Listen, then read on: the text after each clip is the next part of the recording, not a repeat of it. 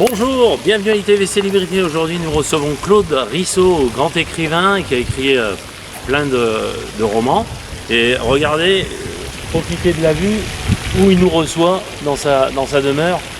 Profitons, on dirait un endroit, on est en pleine Rome.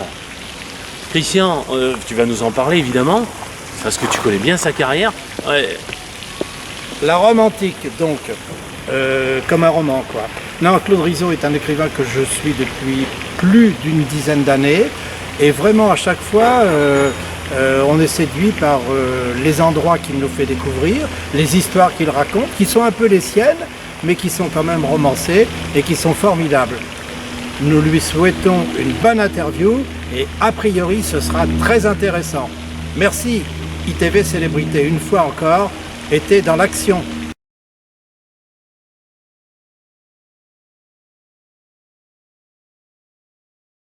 Je suis né à Tunis. Je suis né à Tunis d'une vieille famille maltaise, a émigré en Tunisie en 1800 et quelques. Et donc, vous voyez, je plonge mes racines dans ce monde méditerranéen, d'ailleurs, une source d'inspiration, comme vous avez pu le lire dans mon dernier roman que vous avez découvert.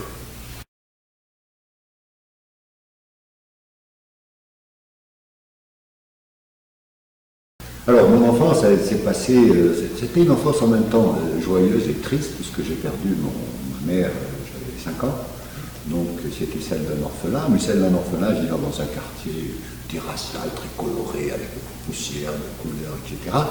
Et figurez-vous que j'étais un très très mauvais élève à l'école, et un jour, une vieille tante, je raconte ça avec mes romans, qui m'a valu un grand succès, 3 prix littéraires d'ailleurs, qui s'appelle Le Maltais de Babel Cabra. Et figurez-vous qu'un jour, une vieille tante que je connaissais à peine a décidé de s'occuper de moi. Et elle a décidé de s'occuper de moi, elle était très, très, très instruite, très cultivée. Et c'est d'abord grâce à elle que je suis devenu un assez bon élève. Je ne dis pas un excellent, mais un assez bon élève. Que j'ai réussi, si vous voulez, dans ma baccalauréat, etc. Et surtout, cette dame, je crois, m'a transmis en même temps des valeurs. Et le goût de la lecture, d'où est venu le goût de l'écriture. Et elle avait toujours une formule extraordinaire, que je trouvais extraordinaire quand je lui posais une question, en disant pourquoi. Elle me disait toujours, tout est écrit dans les livres, il suffit de les ouvrir. C'est pas possible, et ça m'est resté, si vous voulez.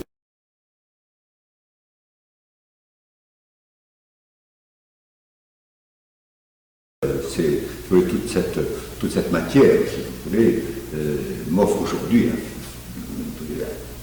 toutes ces expériences m'offrent aujourd'hui la matière de mes romans. J'ai commencé ma vie professionnelle dans l'enseignement, où je ne suis pas très resté très longtemps d'ailleurs, et ensuite je suis passé dans les cosmétiques. Dans les cosmétiques, j'étais représentant avec ma mallette, j'allais voir les salons de coiffure, les magasins, les parfumeries, etc. Et j'en vendais des lacs, des produits. Et ensuite, j'ai créé ma petite entreprise, puis une entreprise un peu plus importante. Et voilà, donc j'ai eu une troisième vie qui était celle d'un chef d'entreprise.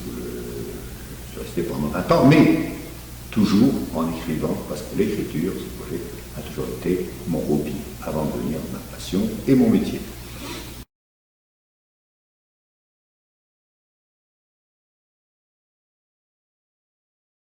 Donc, lorsque j'étais enfant, j'adorais raconter des histoires à mes amis. Voilà, je leur inventais des histoires, il y avait tous autour de moi, etc. Et quand est arrivée l'adolescence, c'est-à-dire l'âge de la timidité, je n'ai plus raconté, j'ai écrit. Vous voyez, donc ça date pas d'hier. Depuis l'adolescence, j'écris. Et d'ailleurs, j'ai trouvé il n'y a pas longtemps une grande caisse avec plein de cahiers, voilà, où j'ai trouvé toutes mes écritures depuis l'âge de 13-14 ans. Alors, j'écrivais des contes fantastiques, je tenais mon agenda aussi quotidien, où j'écrivais tout ce qui se passait dans la journée. Voilà, donc vous voyez, c'est pas une passion qui date d'hier.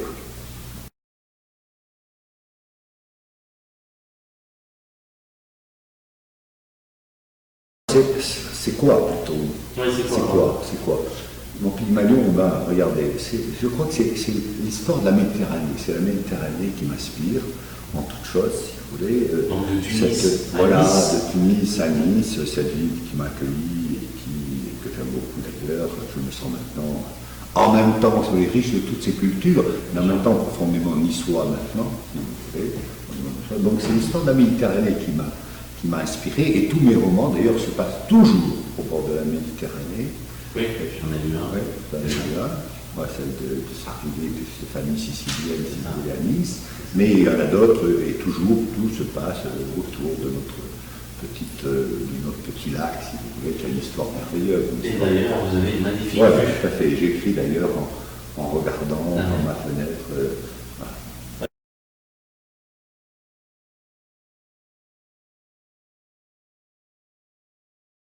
Alors écoutez, il y a plusieurs types. Hein. Si on regarde l'histoire, et on regarde ça, alors Victor Hugo était un véritable fonctionnaire de l'écriture. Il paraît qu'il s'arrêtait même au milieu d'une phrase quand arrivait lors de sa promenade à 11h30, il s'arrêtait. Voilà. Et puis il y en avait d'autres qui avaient besoin de boire 3 litres de café la nuit pour trouver l'inspiration, etc. et qui ne décrivaient que la nuit. Moi j'aurais tendance plutôt à être, disons plutôt Victor Hugo, sans arriver à ces excès, si vous d'arrêter au milieu d'une phrase, mais j'aime bien me donner des temps d'écriture. Ce que j'aime particulièrement, et je crois que tous les écrivains sont dans mon cas, c'est d'avoir de longues plages d'écriture. D'avoir 3-4 heures devant moi pour écrire, pour m'enfermer, pour retrouver mes personnages, etc. Ce qui est, pour moi, ce qui est stressant, c'est d'être interrompu, d'avoir de toutes petites plages, de ne pas avoir le temps de les développer, etc. Mais ceci dit, vous allez sans doute me demander, est-ce qu'il y a des endroits où j'écris, est-ce qu'il y a des endroits qui m'inspirent, est-ce qu'il y a des endroits... Non, oui, je peux écrire n'importe où, je peux écrire partout, et je peux même écrire dans le bruit. Oui, je pourrais même écrire dans un bar, au milieu de la foule, etc. Et ça vient de ma jeunesse, parce que figurez-vous, ce que je vous ai pas dit concernant ma jeunesse, c'est que, donc j'étais orphelin de mère, mon père ne m'aimait pas beaucoup, et figurez-vous, je travaillais dans un bar. Il y avait un café mort au-dessous de chez nous. J'étais devenu très ami avec le propriétaire et j'allais donc travailler dans ce café mort. Donc j'ai appris à travailler dans le bruit, j'ai appris à travailler dans la foule, et ça ne me gêne pas du tout. Au contraire, je dirais même le bruit m'inspire, etc. Voilà. Donc, vous voyez, comme tout, on plonge toujours on retrouve ces habitudes dans la jeunesse, c'est là l'époque des formations de la vie.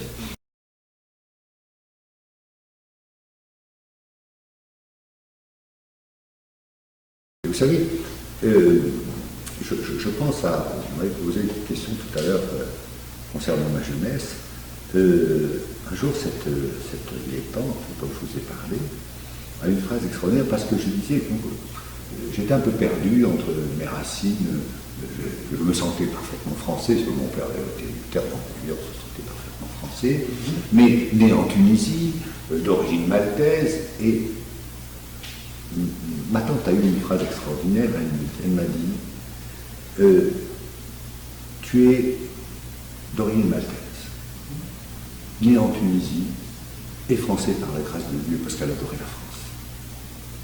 Tout ça c'est une richesse. Tu ne laisseras jamais rien se perdre. Et je crois que je n'ai jamais perdu quoi que ce soit de l'ensemble de mes racines. Et j'ajouterai bien sûr Nice qui est venu après.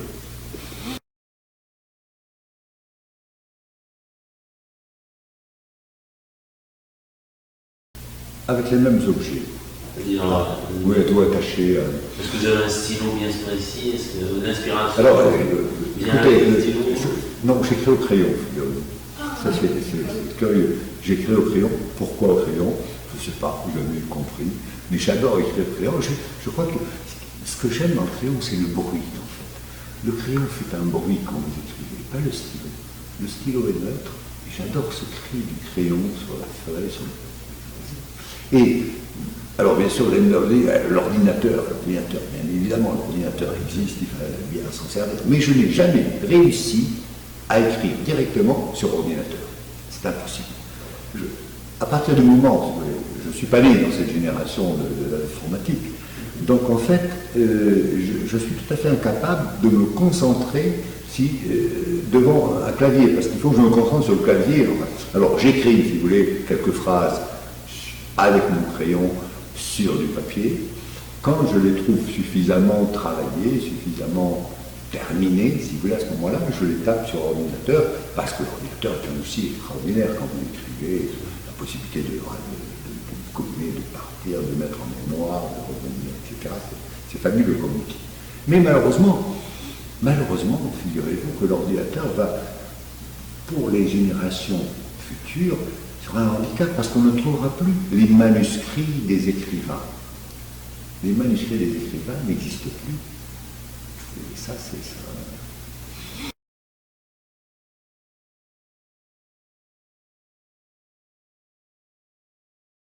J'ai qu'une seule vie, vous savez, quand on écrit 14 ans, on ne peut pas raconter que sa vie, ça fait... Oui, mais c'est... Il y a Sabatier qui nous a quand même saucissonné sa vie, qui est sorti, quand même de bouquins autobiographiques. Donc moi, j'ai qu'une vie, bon, qui après tout n'est pas forcément extraordinaire, excepté, si vous voulez, cette jeunesse un peu particulière qui m'a inspiré un roman. Non, ce sont des fictions. Alors, par contre, je pense que vous allez me demander comment... trouve-t-on, si vous voulez, les sujets d'un roman. Alors ça peut venir de plusieurs, enfin en ce qui me concerne, ça peut venir de plusieurs sources, ça peut avoir plusieurs sources. Ça peut être un lieu. Par exemple, j'ai visité le Mercantour, je connaissais mal, et j'ai trouvé cet endroit extraordinaire, et c'est donc le lieu qui m'a inspiré l'histoire. Si j'ai dit qu'à dans ce lieu, je veux mettre une histoire. Ça peut être aussi une partie de l'histoire, mais l'histoire avec un grand H. Par exemple, le roman que vous avez lu, Le gamin de la rue de la Croix, j'ai voulu raconter l'arrivée des Italiens à Nice. Ce n'est pas cette arrivée que tout le monde connaît, c'est-à-dire celle des Piémontais, etc., qui sont surtout arrivés au rattachement dans une période très très favorable, disons, une période faste, une période riche de l'histoire de la ville.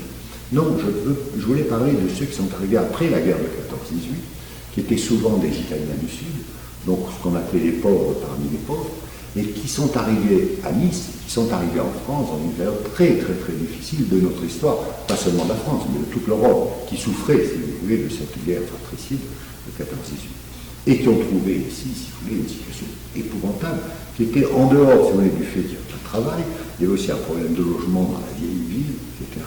Donc eux ont terriblement souffert, et c'est donc leur histoire qui m'a inspiré cette histoire. Voilà, donc ça peut être l'histoire, ça peut être un lieu, ça peut être une rencontre, et puis quelquefois ça peut être un sujet aussi. Ça arrive aussi que ce soit le sujet qui guide l'histoire, et non pas, si vous voulez, l'histoire qui guide le sujet. Voilà, donc si vous voulez, c'est multiple. Vous savez, il y a des écrivains qui ont peut-être des problèmes pour trouver leur sujet, moi je n'ai pas. Je dois avoir, vous savez, quand j'ai une idée en tête, j'écris un synopsis d'une page, je dois en avoir 20 ou 25 d'avance. Donc je sais, avec le temps qui me reste à vivre, que je n'écrirai jamais toutes les histoires qui sont déjà dans ce petit dossier. Donc j'ai du temps, tranquille.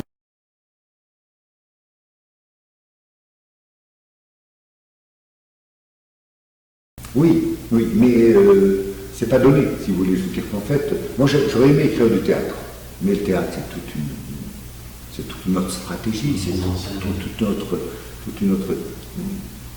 Je veux dire, en fait, il faut tout un vécu, tout un travail préalable, donc en fait, à l'âge que j'ai, si vous voulez, je crois que je vais rester au roman.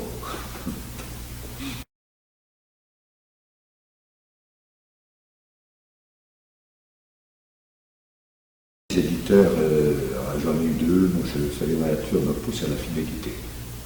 C'est ma nature. Une seule épouse, deux éditeurs. J'ai eu comme premier éditeur Michel Lafon.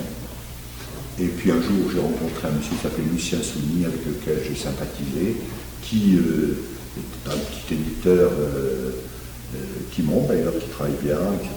Je suis, je crois, au 8e roman chez lui. Donc en fait, je resterai dans cette société d'édition.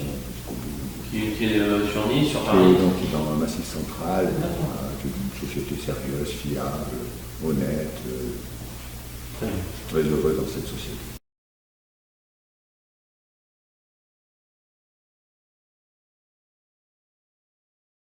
Jamais. Jamais. Non, par contre, j'ai eu énormément de propositions d'éditeurs à partir du moment où je me suis mis à vendre quand même des quantités estimables. Si vous voulez, des éditeurs sont venus me demander si je voulais venir chez eux. Enfin, des éditeurs peut-être un peu plus importants, si vous voulez, qui auraient sans doute vendu plus de livres que...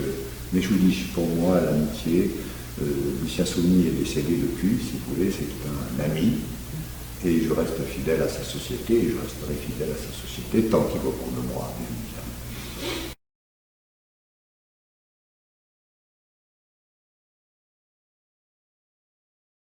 Non, non, c'est une expérience qui me manque, que j'aurais bien aimé. En fait, j'aurais bien aimé écrire avec un historien. J'adore. J'aurais aimé, voilà, vous me parlez tout à l'heure de ce que j'aurais aimé écrire, j'aurais aimé bien écrire des romans historiques.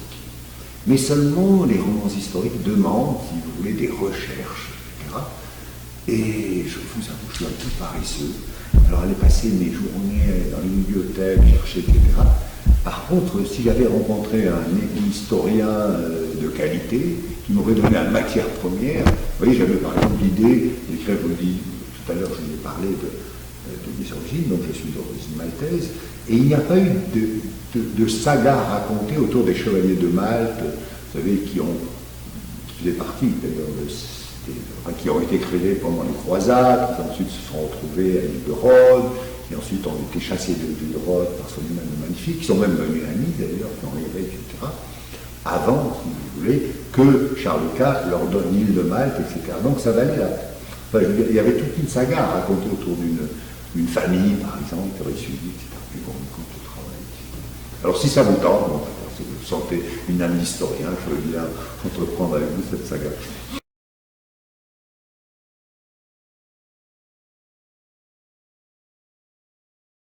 Là, ça a été une histoire qui a duré 3 ans. Duré 3 ans. Oui, un jour j'ai rencontré pour ce fameux Maltais de Babel-Cadral, justement, une société de production à Paris, qui s'est montrée intéressée, d'ailleurs qui a réservé les droits chez Lafon, qui a bloqué les droits même. Alors expliquez-nous alors comment ils font alors voilà ce qu'ils font, c'est-à-dire qu'en fait, quand ils ont un ouvrage qui les intéresse et qu'ils veulent en faire un film, ils commencent par bloquer les droits. Ils paient rien, ils bloquent.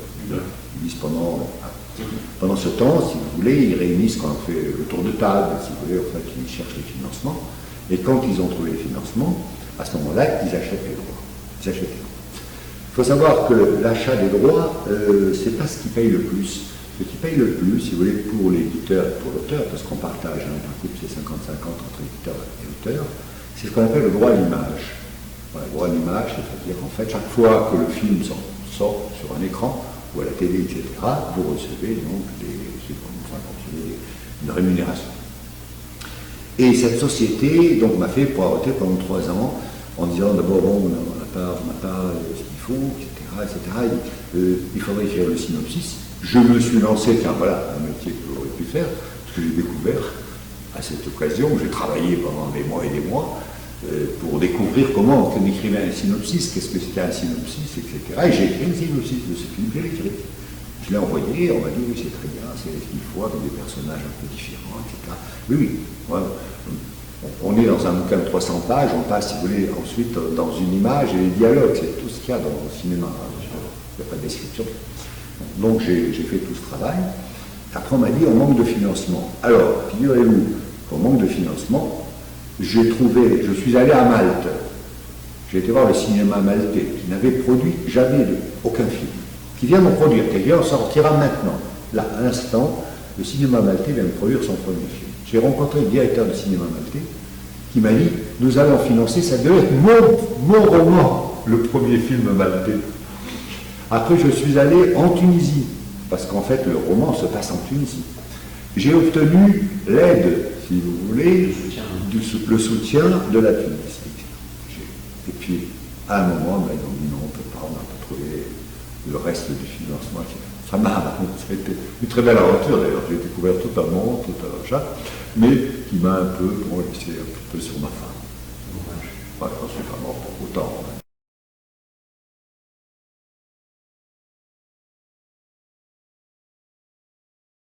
Comment ne pas l'être? Voilà, diligence était tirée par des chevaux, maintenant il y a des voitures, etc. Bon, je pense que ça fait partie des... alors, est-ce que ça, la question est, est-ce que ça représente un gros marché pour le roman? Il semblerait que pour le roman, alors, vous avez deux éléments dans ce que vous dites. Vous avez d'abord la possibilité d'acheter sur ordinateur un livre et de le tirer sur imprimante, etc. Ça, c'est ce qu'on appelle le format Kindle d'ailleurs. Oui, c'est ça, tout à fait. Ça, c'est un marché un peu plus prospère, mais pas dans le roman. Comprenez, si vous êtes médecin et que vous avez besoin d'une publication, etc., qu'importe la présentation.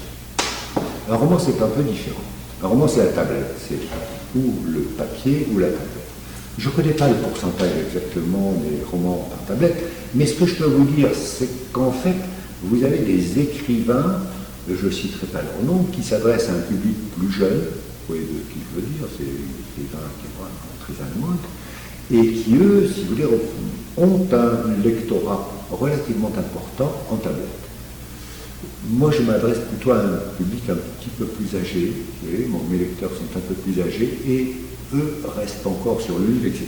Ce qui ne veut pas dire que mon lecteur ne s'intéresse pas à la chose. Il est en train, si vous voulez, de prendre, enfin, d'étudier ça, même il commence. Il y a certains de nos romans qui sont déjà disponibles en numérique.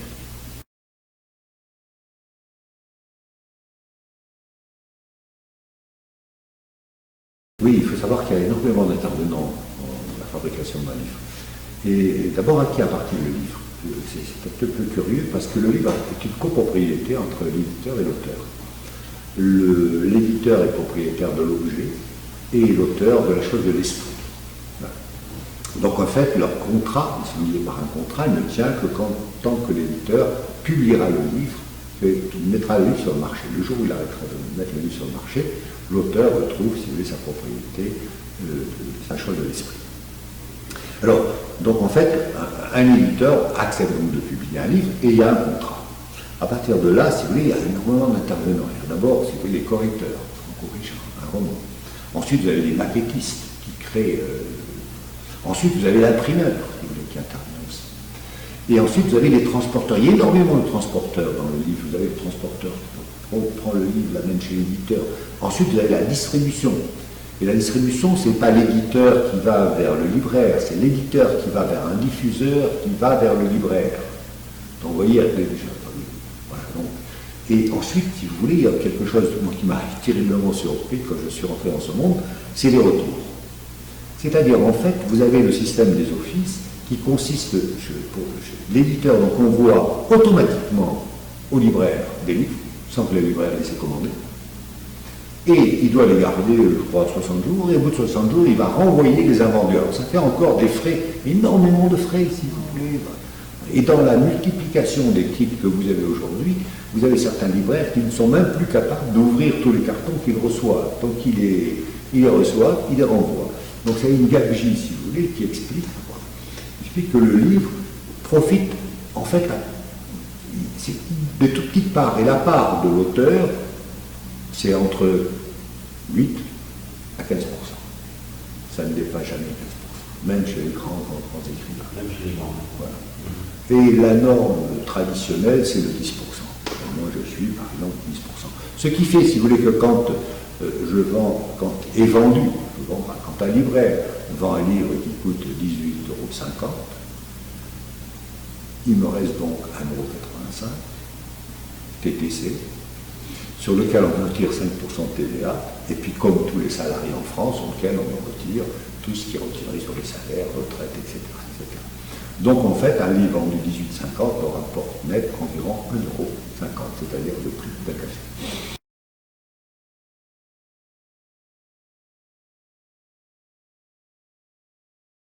Alors, j'ai déjeuné avec lui plusieurs fois, dans le salon à Nice une fois. Lui était très charmant, il était adorable. En privé, hein? En privé. D'accord.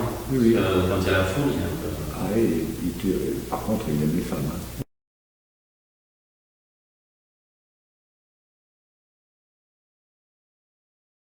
Oui, moi je trouve qu'il y a une très bonne littérature en France en ce moment. Il y a le choix entre ces écrivains qui s'adressent à... Alors, quelque chose d'important, oui, vous voulez sans doute parler de ces jeunes écrivains qui vendent énormément de livres, etc. Figurez-vous qu'ils font un travail tout à fait estimable, parce qu'ils amènent à la lecture des jeunes, des trentenaires, des vingtenaires qui n'ont jamais lu.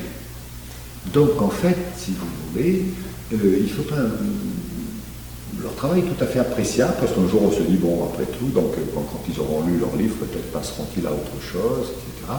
Donc en fait, moi je trouve qu'il y a une très très bonne littérature, qu'il y a un choix important. Il n'y a pas que du bon, parce qu'il y a, si vous voulez, un petit peu la course à l'édition en ce moment, c'est qui édite le plus, donc il n'y a pas que du bon. Et il faut bien se faire conseiller par son libraire, etc. Mais vous avez de très très très bons auteurs aujourd'hui. Très très bons auteurs. Très bon. Et je vais vous dire, les auteurs d'aujourd'hui sont meilleurs que les auteurs du 19e siècle.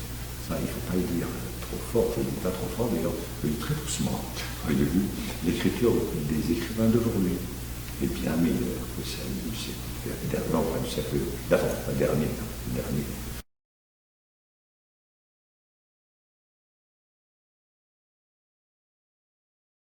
Très bon, Harry Potter. Ah. Excellent. Excellent. Excellent. Pour vous, c'est... Excellent, c'est du travail bien fait. Et ce qui est enfin, il est encore plus appréciable chez cette dame, c'est qu'en fait, elle a gardé la qualité tout au long de sa saga. Si vous voulez, chaque livre est intéressant. Moi, je suis régalé à lire ça avec mes petits-enfants, d'ailleurs. On a eu ça. Voilà. Je leur piquais Harry Potter pour le lire.